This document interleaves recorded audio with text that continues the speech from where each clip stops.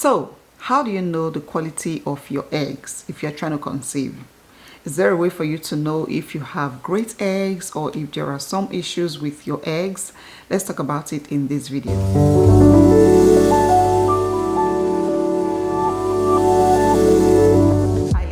Welcome and welcome back to another video. If you're new here, you're very welcome. My name is Nosa.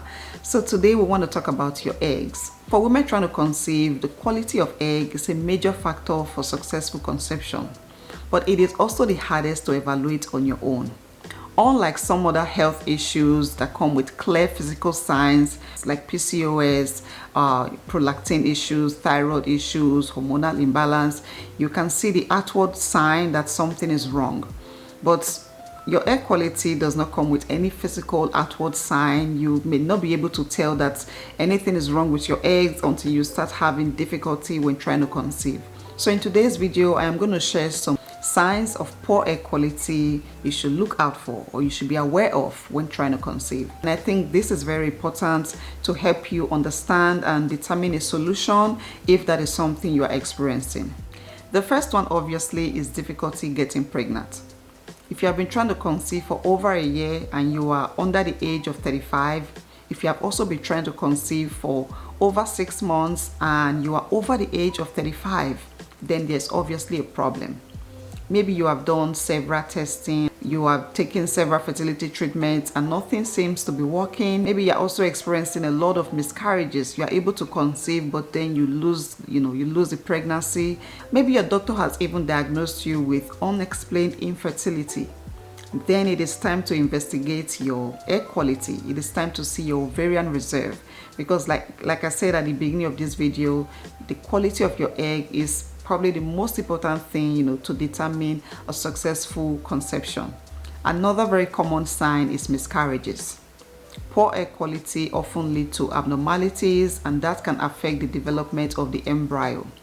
The embryo might find it difficult to attach in the uterus, which is failed implantation, or when the embryo starts growing, at some point it just stops growing, just stops developing due to the quality of egg, the abnormality in the DNA structure.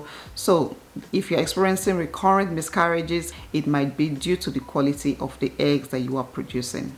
Irregular menstrual cycles. If you have cycles that are very long or very short, or you have no periods at all, if you experience heavy bleeding or very light bleeding, those are signs to indicate poor egg quality.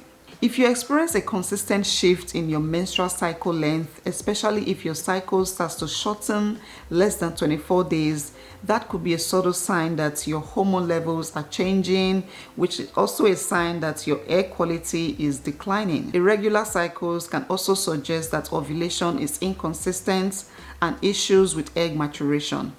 If your eggs are not able to develop to a point where they mature, then you are not able to ovulate. They are not able to be released by your ovaries. There are 2 key hormone tests that can provide insights into your ovarian reserve: AMH and FSH blood tests. AMH or anti-Mullerian hormones are produced by your ovarian cells, and they can help to indicate how much eggs you have left. So if you have low levels of AMH, that can indicate that you have reduced numbers of egg in your ovarian reserve, which is also a sign that your egg quality is declining. And also, if you have high FSH levels, that's follicle stimulating hormone, it could mean that your body is working extra hard to stimulate your ovaries to help you ovulate, which is a sign that you have poor egg quality. The only way for you to know these hormone levels is through a blood test. Low follicle counts can also indicate poor egg quality.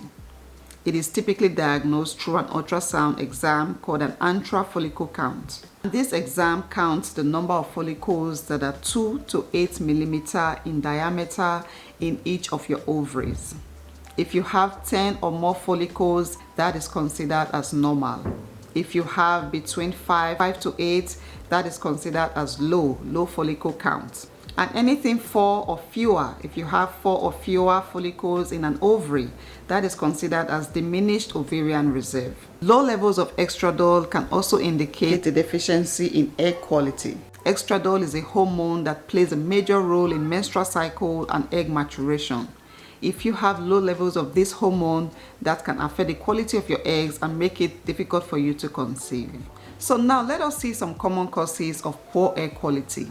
Number one can be other fertility issues like endometriosis. Autoimmune disease can also affect the quality of your eggs.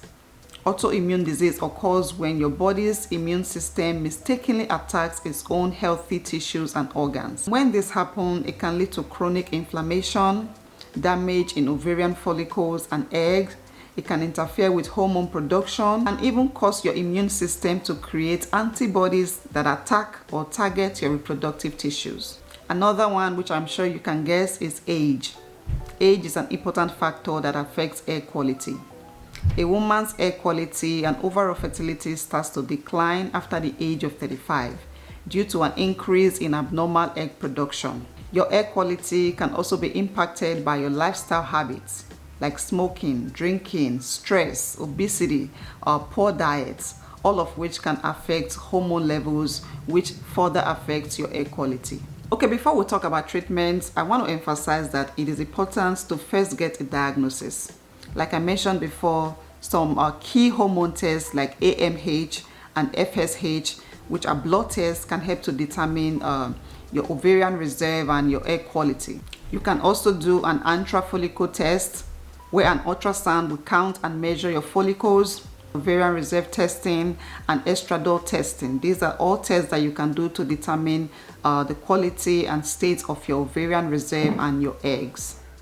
Medications are always a first choice or a good choice for treatment. Medications can help to improve egg quality and increase the chance to conceive. Your doctor may recommend common medications like clomiphene citrate or letrozole, to stimulate ovulation and increase the chance to conceive. You can also include supplements like CoQ10, omega-3, and folic acid. These are supplements that are known to help improve female fertility, especially targeting egg quality. You can watch my video on supplements to take if you are trying to conceive. I think you can get more insight from that video. Simple lifestyle changes can go a long way in impacting your fertility. And I say that from a place of experience. You can choose to stop drinking or quit smoking if those are things you do. You can find better ways to manage your stress, because stress does affect your fertility and your eggs, especially your ovulation, your hormones. Try to eat healthy, create a healthy menu and make it a habit. Try to exercise as much as possible. Sleep better, sleep well. And just have an overall positive attitude towards your fertility and your TTC journey. If you can afford it, IVF is an option to consider. IVF with pre-implantation genetic testing. So when this is done, your eggs are taken from your ovaries and fertilized in a lab and then placed back in your uterus. But with the pre-implantation genetic testing, if your eggs are assessed or evaluated to see if there are any abnormalities which will prevent the eggs or prevent the embryo from implanting. So like I said, if this is something you can afford, then of course go for it. You may also want to consider donor eggs. If you are going for IVF and you do not have healthy eggs, you can get some donor eggs, and with your partner's sperm, you are able to still create the family that you desire. So these are some ways to address the issue of poor egg quality or low ovarian reserve. Get medications, improve your lifestyle, or go through some medical procedure, to have a child. Okay, so yeah, let me know if you guys have any questions, and leave all your comments in the comment section. I know that this 10 minutes or 15 minutes video may make it sound very easy and quick to turn things around, but that is not always the case. A lot of these treatments are long procedures, whether you are taking medications, whether you are going through IVF, whether you are even doing things naturally. This can be a very long journey, but you just have to be patient. Okay, I encourage you ladies to be patient, have a positive attitude through it all. With every day comes new opportunity, and you get new information, and you can work with this information to achieve your dreams of becoming a mom or creating the family that you desire. So that will be it for today's video. Please let me know if you found this one helpful. If you did, then please give this video a thumbs up and share with a friend or sister, anyone who you think this information would help. Leave any comments or questions you have in the comment section, and don't forget to subscribe if you are new here. I would really appreciate that. I wish you guys the best of luck in your TTC journey. I am praying for you. I am rooting for you. I hope you get all the help and support that you need, and I will see you guys in my next one. Bye-bye.